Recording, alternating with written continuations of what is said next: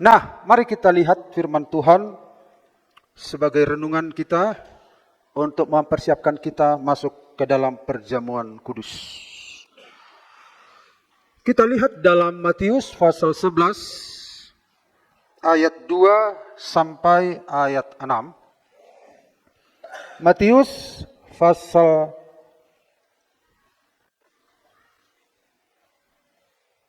11 ayat 2 sampai ayat 6. Mari kita baca bersama-sama. 2, 3, ya. Di dalam penjara, Yohanes mendengar tentang pekerjaan Kristus. Lalu murid-muridnya bertanya kepadanya, "Engkaukah yang akan datang itu, atau haruskah kami menantikan orang lain?" Yesus menjawab mereka, "Pergilah dan katakanlah kepada Yohanes apa yang kamu dengar dan kamu lihat. Orang buta melihat, orang lumpuh berjalan, orang kusta menjadi tahir, orang tuli mendengar, orang mati dibangkitkan, dan kepada orang miskin diberitakan kabar baik. Dan berbahagialah orang yang tidak menjadi kecewa dan menolak aku." Haleluya. Ini adalah saudara-saudara, sebuah kisah dari Yohanes Pembaptis. Yohanes Pembaptis adalah sejak dari kandungan dia sudah dipilih Tuhan, sudah dipenuhi oleh Roh Tuhan. Dia punya tugas untuk mempersiapkan jalan bagi Tuhan. Beda dengan kita. Yohanes Pembaptis adalah orang yang dikhususkan. Ya. Tetapi keberadaan Yohanes Pembaptis juga, pengalaman Yohanes Pembaptis juga adalah nantinya menjadi pengalaman orang-orang yang percaya. Di dalam penjara, Yohanes mendengar tentang pekerjaan Kristus. Kenapa dia di penjara? Waktu dia tidak di penjara, dia tidak melihat pekerjaan Kristus. Tapi waktu dia di penjara, dia mendengarkan pekerjaan Kristus. Seorang hamba Tuhan kok di penjara? Dan dari penjara dia melihat, mendengarkan hal-hal yang ajaib. Nah, kalau kita seperti Yohanes ini kan kita mau mendengarkan pekerjaan Kristus di luar penjara. Ini malah di dalam penjara. Berarti Yohanes mendengarkan pekerjaan Kristus yang dahsyat ketika dia ada di dalam masalah, di dalam tekanan, di dalam kesulitan. Artinya Yohanes hanya mendengar pekerjaan Kristus sementara dia ada di dalam penjara, dalam masalah, dalam tekanan, dalam kesulitan. Kita juga sering mengalami demikian. Di sana ada hal-hal yang ajaib, sementara kita mengalami kesulitan. Lalu ia menyuruh murid-muridnya. Jadi Yohanes Pembaptis punya murid. Dia menyuruh murid-muridnya bertanya kepadanya, "Engkaukah yang akan datang itu, atau haruskah kami menantikan yang lain?" Dan seterusnya, dan seterusnya. Nah, lihat saja secara langsung tema firman Tuhan hari ini adalah orang benar dan pergumulannya. Jadi orang benar itu punya pergumulan. Bukan berarti kalau kita sudah Kristen tidak ada pergumulan. Ada pergumulan. Pergumulan adalah sebuah pergolakan antara kehendak Tuhan dan kehendak kita. Ada pergumulan di sana. Ada pergolakan, ada pertarungan di dalam pikiran. Nah, andai kata kita tidak jadi anak Tuhan, gak ada pergumulan itu. Mungkin pergumulannya beda. Tapi ketika kita mengambil keputusan menjadi seorang Kristen, ada peperangan rohani yang terjadi antara kerajaan terang dan kerajaan gelap menurut firman Tuhan atau melawan firman. Nah, jadi saudara-saudara, kita lihat orang benar dan pergumulannya. Ada nyanyian berkata, kita tidak dibiarkan bergumul sendiri. Bergumul sendiri. Nah, kita doakan ya Bapak Ibu biar ada ruang sekolah minggu ya. Bapak Ibu masih mendoakan? Kalau kami mendoakan terus Bapak Ibu ya. Di pastori, di ibadah hari Kamis, berdoa puasa, didoakan Tuhan. Berikanlah lahan dan ruangan untuk sekolah minggu supaya pelayanan ini berjalan dengan baik begitu. Tapi sementara ini biarlah itu menjadi hiburan ya. Amin. Doakan terus, tidak ada yang mustahil bagi Tuhan. Amin. Karena pekerjaan Tuhan adalah hal-hal yang mustahil. Hal-hal yang mustahil. Hal-hal yang tidak mungkin tapi mungkin terjadi. Nah. Kanku ya.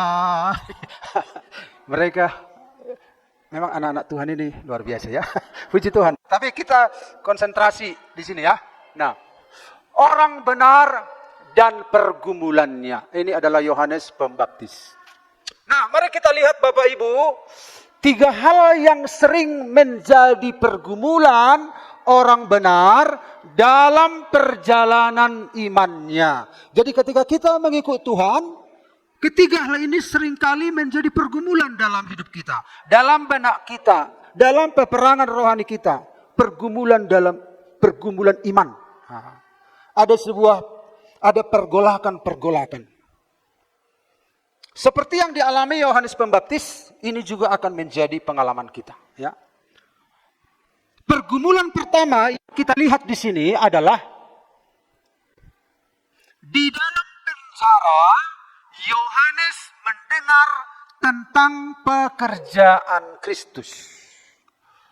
Lalu ia menyuruh murid-muridnya bertanya kepadanya, engkaukah yang akan datang itu atau haruskah kami menantikan orang lain? Kita tahu Yohanes Pembaptis ini ibunya siapa? Elisabet. Elisabet adalah familinya si Maria. Jadi Elisabet ini mengandung, waktu dia mandul ada pesan Tuhan pada dia. Suaminya Zakaria bahwa dia akan mengandung dan akan melahirkan seorang anak. Ketika Maria berkunjung ke rumah Elisabet, salam kata si Maria, shalom katanya. Apa yang terjadi? Maka kandungan dari Elisabet ini apa? Melonjak. Mendengarkan salam dari Maria. Siapa Maria? Ibu dari Yesus Kristus. Ibu Tuhan kita. Sementara Maria sedang menantikan janji Tuhan, yaitu bahwa Maria akan mengandung.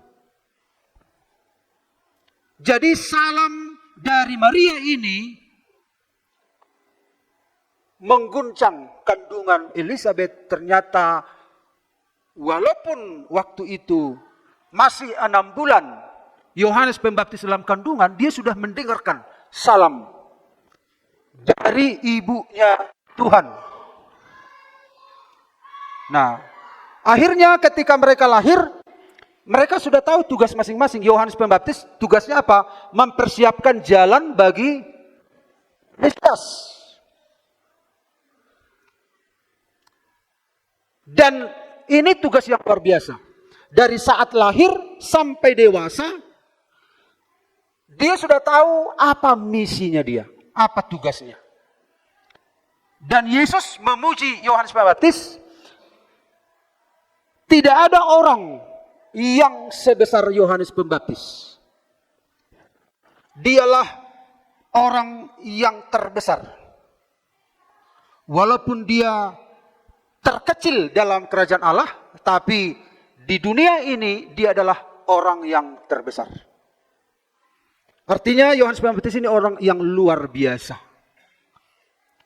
Nah, tetapi ketika dia ada dalam masalah, dia dipenjara karena Injil, karena berita keselamatan, karena Herodes menangkap dia. Dan kenapa dia ditangkap? Karena dia pernah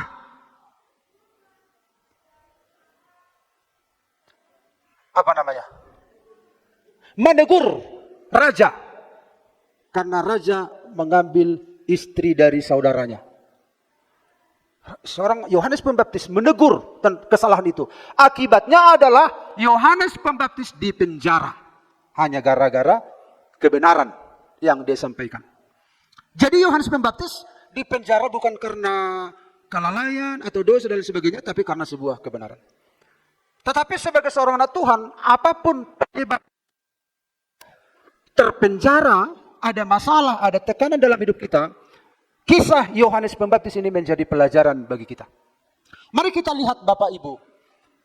Yang pertama, pergumulan yang pertama yang akan kita hadapi di dalam perjalanan iman kita adalah kebimbangan, keraguan, kegalauan.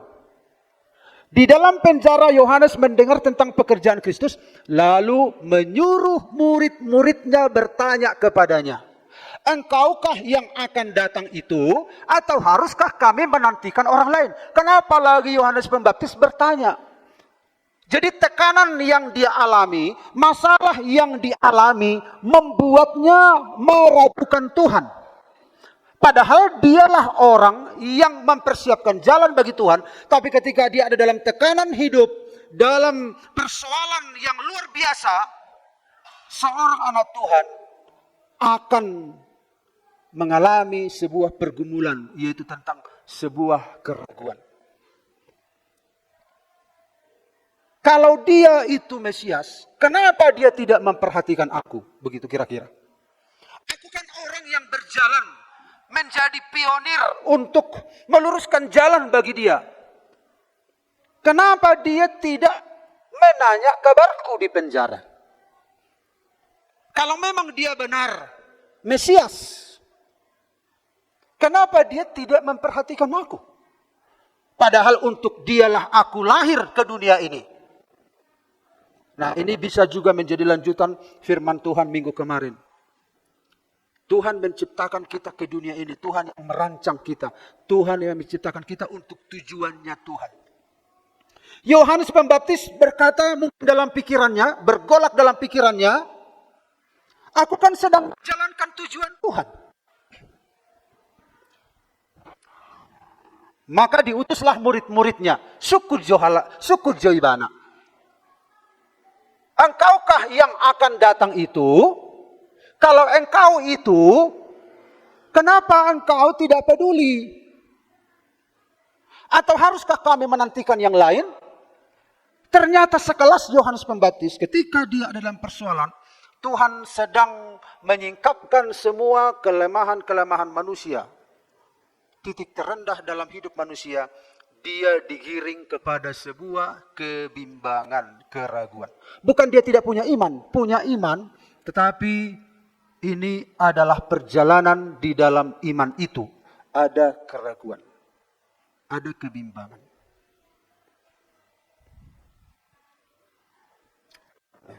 Kenapa Rasul Yohanes bimbang, saudara-saudara? Kebimbangan ini muncul karena berbagai harapan yang tidak terpenuhi. Apa harapan Yohanes Pembaptis yang tidak terpenuhi? Yohanes Pembaptis dengan berapi-api berkhotbah, persiapkanlah jalan bagi Tuhan. Alat penampi sudah di tangannya untuk membersihkan tempat pengirikannya dan untuk mengumpulkan gandumnya ke dalam lumbungnya. Lukas 3:17. Tetapi debu jerami itu akan dibakarnya. Nya itu adalah Yesus. Kalau Yesus datang, dia akan membersihkan. Debu jerami itu akan dibakarnya dalam api yang tidak terpadamkan. Wah, dia begitu hebat mempersiapkan jalan bagi Tuhan.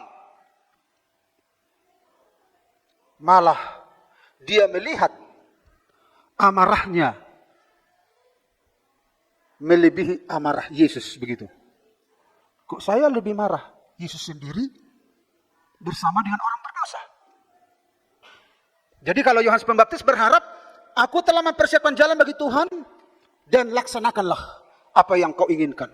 Bakarlah, hukumlah, binasakanlah, hancurkanlah. Aku telah mempersiapkan jalan bagimu. Dia berkobar-kobar.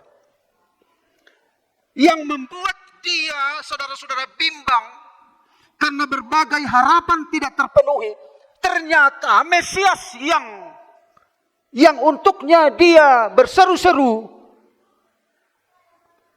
malah makan bersama dengan orang berdosa. Bukannya menghukum, malah apa? Makan bersama. Apanya ini? Gitu.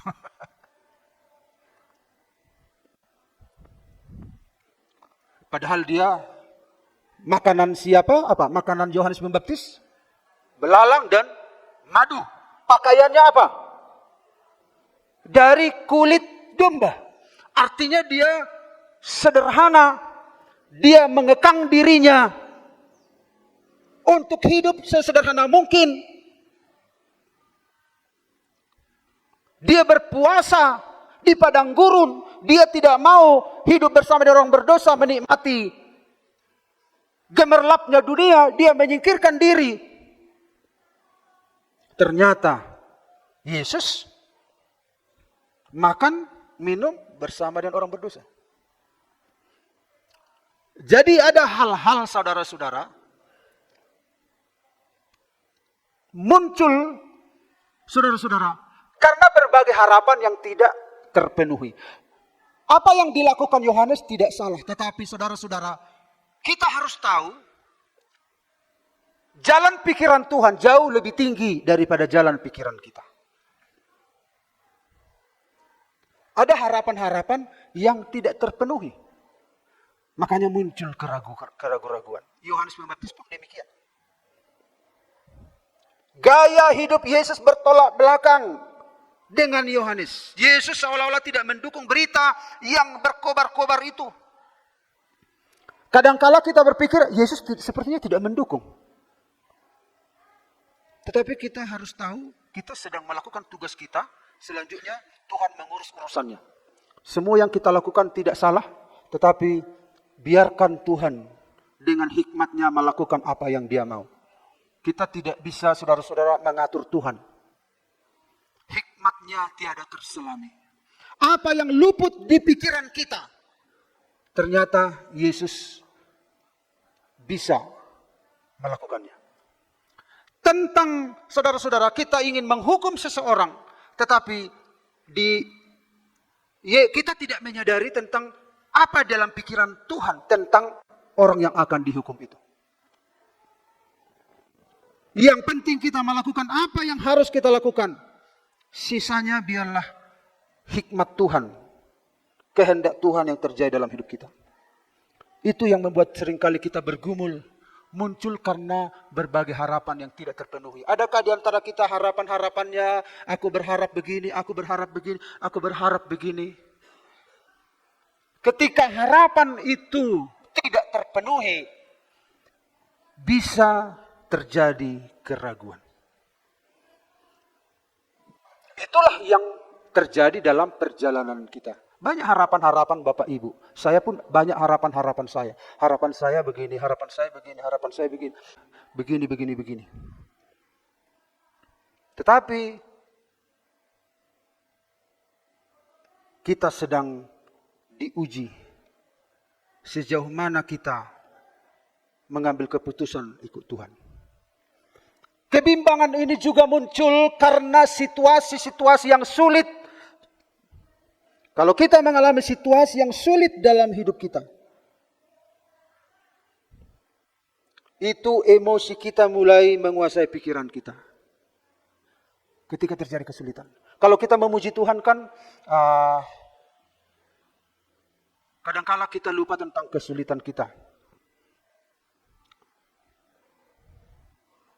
emosi kita begitu menguasai pikiran, muncullah keraguan-raguan.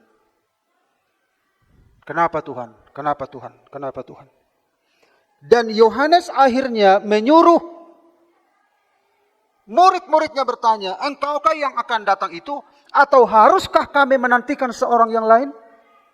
Sampai seperti ini tingkat kebimbangan Yohanes Pembaptis. Padahal dialah satu-satunya yang mengenal Yesus Kristus dengan benar. Ketika Yohanes Pembaptis sedang membaptis, maka dia sudah memproklamirkan akan datang seorang membuka tali kasutnya. Dia akan membaptiskan kamu dengan Roh Kudus dan dengan api, katanya. Yohanes Pembaptis tahu. Hanya dia yang tahu. Karena dia adalah sang perintis jalan. Sang pionir. Tetapi dia punya pengalaman seperti ini. Mungkin pengalaman kita tidak se-ekstrim Yohanes Pembaptis. Tapi ini bisa membuat kita bimbang. Kesulitan-kesulitan yang kita alami membuat kita ragu tentang Tuhan. Kemudian saudara-saudara, kebimbangan ini bisa terjadi karena kesombongan manusia. Mungkin memang Yohanes Pembaptis tidak ada di sana terlihat kesombongan. Tetapi bagi kita bisa saja ini terjadi. Bagaimana mungkin Tuhan tidak mempedulikan aku? Aku kan orang baik. Aku kan rajin melayani. Aku kan setia ikut Tuhan. Harusnya dia menolong aku. Harusnya dia membesuk aku dalam penjara. Harusnya dia memperhatikan aku. Ditanya pun tidak. Ini yang menyakitkan. Sementara Yohanes Pembaptis sedang menderita dalam penjara. Kalau ada seorang yang membawa pesan dari Yesus, Yohanes Pembaptis, ada loh pesan Yesus padamu. Sabar katanya, sabarlah, sabarlah, sabarlah. Upahmu besar di surga. Kan hatinya Yohanes Pembaptis kan terhibur. Di doa peyau. Ini tidak ada. Jadi kalau ada dalam masalah, kadang kita mengharapkan, amang susukun peditai kabarhu. Ini Yohanes Pembaptis demikian. Memang ada kelalaian juga ya, ada kelemahan ya.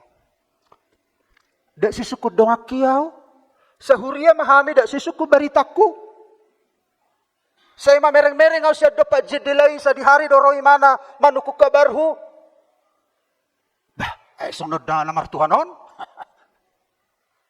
Bisa begitu. Muncul. Nah, kenapa terjadi konflik-konflik di dalam kehidupan kita, di dalam hubungan? Karena kita sendiri. Kenapa? Mengapa dia tidak membesuk aku? Mengapa dia tidak pedulikan aku? Di mana harga diriku? Kenapa Yesus tidak membela aku? Nah, harga diri yang dibicarakan di sini. Aku kan sudah lama ikut Tuhan. Aku kan seorang pionir. Aku sudah lama di dalam gereja ini, contohnya. Ini Yohanes Pembaptis. Ternyata semakin dewasa kadang kita akan mengalami hal-hal seperti ini. Apakah yang kuberitakan salah? Kalau salah dikasih tahulah. Yesus enak-enak saja mengadakan mujizat, yang sakit sembuh, yang mati bangkit. Tapi Yohanes Pembaptis hanya mendengar dari pintu penjara itu. Didengar ada informasi. Boy berek kamu mana? Ini menjenguk dari pintu penjara. Memang luar biasa. Sakit ya? Sakit. Dak sisuku na bang. Ini bisa membuat kita ragu. Bimbang.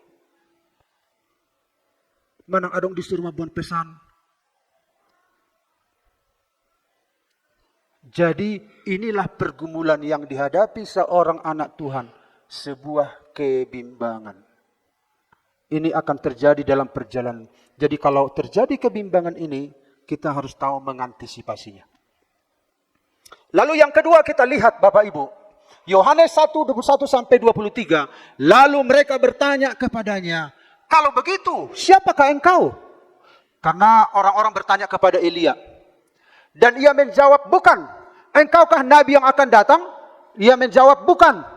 Maka kata mereka kepadanya, siapakah engkau? Sebab kami harus memberi jawab kepada mereka yang mengutus kami. Apakah katamu tentang dirimu sendiri? Karena sebelum Yesus menyatakan dirinya, Yohanes Pembaptis sudah memberitakan tentang kerajaan Allah sudah dekat. Biasanya yang beritakan kerajaan Allah ini utusan Tuhan. Lalu ditanya, siapa kau? Engkaukah Elia? Bukan, katanya. Engkaukah nabi yang akan datang? Bukan. Maka kata mereka kepadanya, siapakah engkau? Sebab kami harus memberi jawab kepada mereka yang mengutus kami. Apakah katamu tentang dirimu sendiri? Jadi orang-orang bertanya, mengharapkan dia itu, jangan-jangan ini nabi yang akan datang, yaitu Mesias. Tapi apa jawabnya? Jawabnya, akulah suara yang berseru-seru di padang gurun. Luruskanlah jalan Tuhan, seperti yang telah dikatakan Nabi Yesaya. Pergumulan yang kedua yang akan kita hadapi di sepanjang perjalanan iman kita sampai Tuhan datang adalah kita akan diperhadapkan selalu dengan tujuan hidup. Apa tujuan hidup? Apa dijawab Yohanes? Aku adalah suara yang berseru-seru di padang gurun. Yohanes 1:23. Luruskanlah jalan Tuhan seperti yang telah dikatakan Nabi Yesaya.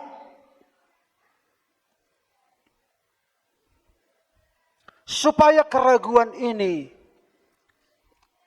tersingkir dari hidup kita, kita harus tahu apa tujuan Tuhan dalam hidupku. Nah, ketika kita mengalami tekanan dalam hidup, keadaan seperti Yohanes Pembaptis dalam penjara, ada pergolakan batin,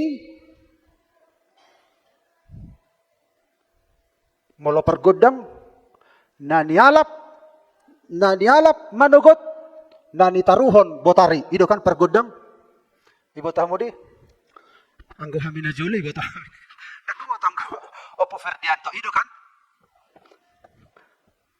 Nani alap manogot, nani taruhon botari. Yohanes Pembaptis ditanya pun enggak. Molo pargorsi dihormati, disembah. Bertamu mamang, mulai hamu ma ulot tak. Alana molo sorohamu dang mulai ulot tak. Yele di dengan pargorsion. Ialap. Dunge dong saya itaruhon. Yohanes Pembaptis tidak. Sepertinya harga dirinya tidak ada. Padahal prestasinya sudah hebat. Pencapaiannya sudah hebat. Ketika prestasi kita sudah hebat, pencapaian sudah hebat. Dan sepertinya Tuhan tidak melirik, tidak bertanya, tidak menyapa, tidak memberi support, motivasi, dorongan. Seperti diam. Yang kedua, kita harus merenungkan apa sebenarnya tujuan Tuhan dalam hidupku. Disitulah kita bertanya, apa tujuan Tuhan? Saudara harus mengevaluasi lagi, apa rupanya maksud Tuhan dalam hidupku sejak awal. Sehingga ketika ku alami hal-hal seperti ini, apakah aku harus tinggalkan Tuhan? Apakah aku harus ragukan Tuhan? Ketika orang tidak menyapa aku, ketika orang tidak memperhatikan aku, ketika orang tidak peduli sama aku, kita kan berpikir kita sudah harusnya ditanya, harusnya diperdulikan. Justru tidak disinggung. Lalu kita akan bertanya di sana pada Tuhan.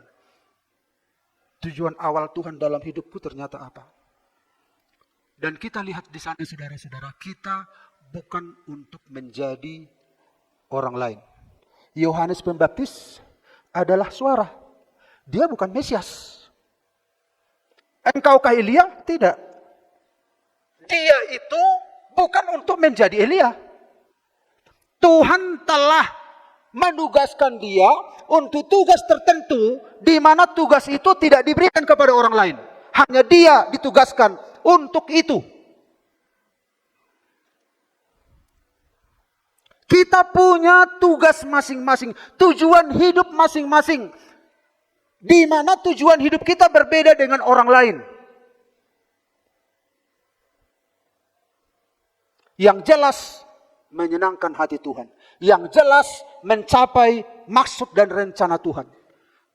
Berbeda-beda yang Tuhan tugaskan dalam kehidupan kita. Nah, ketika kita mengalami keraguan, seringkali kita membandingkan diri kita dengan orang lain. Kenapa sih ini waktu sakit dibesuk? Kenapa sih ini waktu nggak ada uangnya ada dikasih bantuan? Bisa saja ini terjadi. Bukankah itu saudara-saudara menjadi masalah? Bisa menjadi celah untuk keretakan dalam sebuah gereja? Banyak hal yang membuat keretakan dalam sebuah gereja. Tetapi kita harus tahu apa rupanya tujuan Tuhan dalam hidupku secara khusus.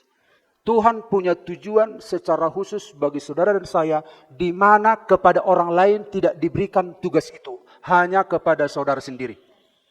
Dan saudara harus sadar, oh tugasku ternyata tidak seperti Elia. Aku tidak berperan seperti Mesias. Lakukan tugas yang Tuhan percayakan. Aku hanya suara.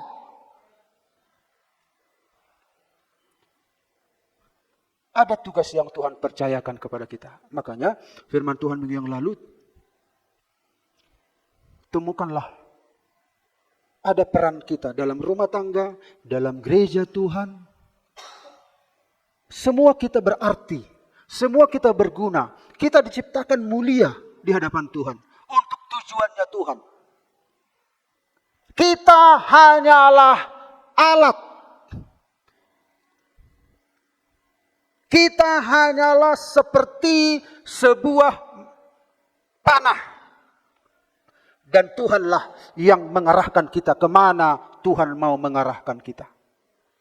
Seringkali kita ingin seperti orang lain. Di sini di penjara Yohanes ditekan sampai memiliki kesadaran tujuan awalnya Tuhan untuk apa.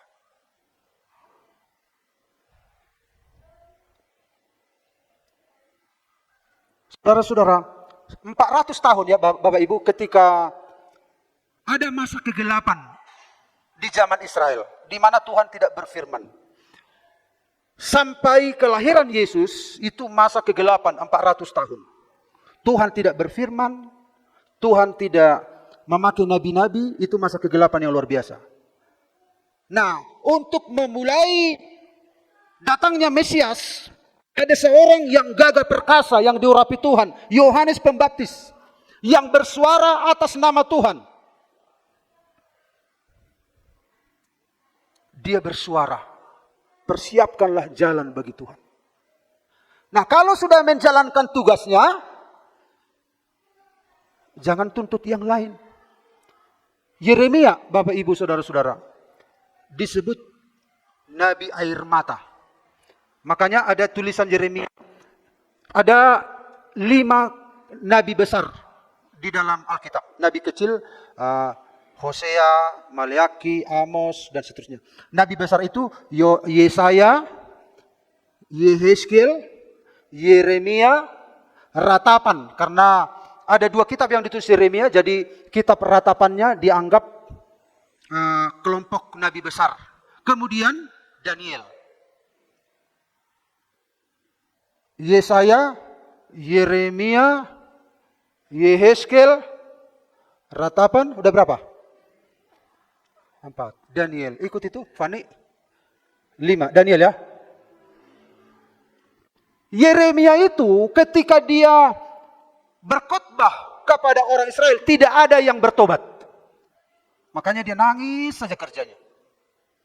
Jadi kalau Ibu download Alkitab audio tentang Yeremia, kerjanya nangis. Seperti itu, karena memang dia nangis. Tetapi dia nabi besar. Tetapi dia telah melakukan tugasnya. Tugasnya adalah menyampaikan masalah bertobat Tuhan dan orang itu. Tapi dia telah melakukan tugasnya. Kita punya tugas masing-masing. Jadi ketika kita ada dalam keterpurukan kita, tekanan-tekanan hidup yang membuat kita ragu, kita harus kembali kepada apa tujuan hidup kita. Yang ketiga adalah Yesus adalah pusat perhatian, bukan kita pusat perhatian. Yang membuat konflik dalam batin kita adalah karena kita mencoba jadi pusat perhatian.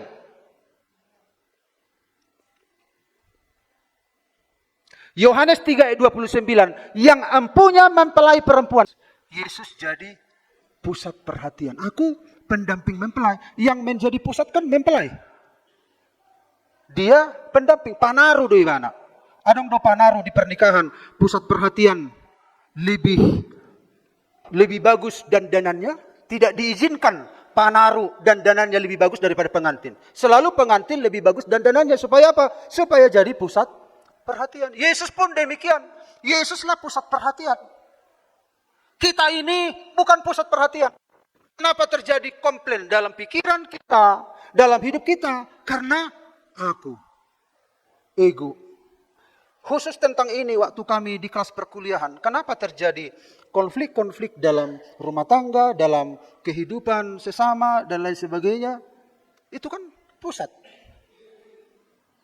Selama malaikat waktu Lucifer berkata, aku hendak. Dia membuat jadi pusat, di situ masalahnya. Maka ketika Yesus datang ke dunia ini, dia mengajari kita, bukan kehendakku, kehendakmu lah yang jadi. Kalau Allah menjadi pusat, tidak ada masalah, aman. Penyelesaian masalah dalam rumah tangga, dalam hubungan, itu bisa terjadi kalau Yesus menjadi pusat. Selesai masalahnya. Tapi seringkali kan, aku kan harusnya begini. Kenapa dia tidak melakukan begitu? Harusnya aku begini. Jadi aku bagaimana? Aku. Yang gak selesai. Karena manusia sumber masalah, sumber konflik itu kita buat diri kita jadi pusat. Kan urusan kita yang perlu diperhatikan. Nah kalau tidak diperhatikan, masalah. Jadi kalau kita jadikan Kristus jadi melakukan ini untuk kemuliaan namamu. Sebenarnya secara manusia aku bisa berkonflik, aku bisa membela diri, aku bisa begini. Tapi Tuhan, aku mau hidup sesuai kehendakmu untuk kemuliaan namamu. Selesai masalah. Nah, ketika ego itu kan aku. Itu menambah masalah. Jadi saudara-saudara, pergumulan anak Tuhan di sepanjang kehidupan tentang tujuan. Apa tujuan kita? Tujuan hidup kita bukan menjadi orang lain. Standar hidup kita bukan orang lain. Jadi ada orang, ayo berlomba-lomba diberkati Tuhan. Katanya. Berlomba-lomba diberkati Tuhan. Akhirnya dia kejar-kejaran. Wah, diberkati Tuhan luar biasa. Oh, itu sudah ada keretanya. Ayo berlomba. Kita mau 2. Oh, udah 2, 3, 4. Wah, udah punya mobil, udah punya rumah. Berlomba-lomba. Jadi saudara-saudara, dia itu tujuannya seperti orang lain. Tidak ada kepuasan. Bapak Ibu lihat koruptor-koruptor itu. Misalnya kasus terbaru Pertamina. Hampir 1.000 triliun. Kenapa bisa terjadi? Kan gak puas. Dia ingin menjadi orang lain. Maunya aku seperti ini, maunya aku seperti ini, maunya aku seperti ini. Itu merembes ke dalam, bukan hanya dalam harta benda, tapi dalam hubungan juga. Memuaskan dirinya sendiri. Tidak fokus pada Tuhan. Harusnya Tuhan yang dipuaskan. Kenapa Adam dan Hawa jatuh dalam dosa? Karena melayani diri sendiri, dia memilih untuk makan. Lalu yang ketiga. Dan berbahagialah orang yang tidak menjadi kecewa dan menolak aku. Yang ketiga, keputusan yang diambil. Pergumulan di sepanjang perjalanan hidup kita, pergumulan yang pertama yang kita hadapi adalah adanya kebimbangan-kebimbangan. Pergumulan yang kedua adalah tujuan hidup. Pergumulan yang ketiga adalah tentang mengambil sebuah keputusan. Berbahagialah orang yang tidak kecewa dan menolak aku. Dalam bahasa ILT. Dan berbahagialah orang yang tidak tersandung karena aku. Tersandung itu dalam bahasa Yunani skandalizo.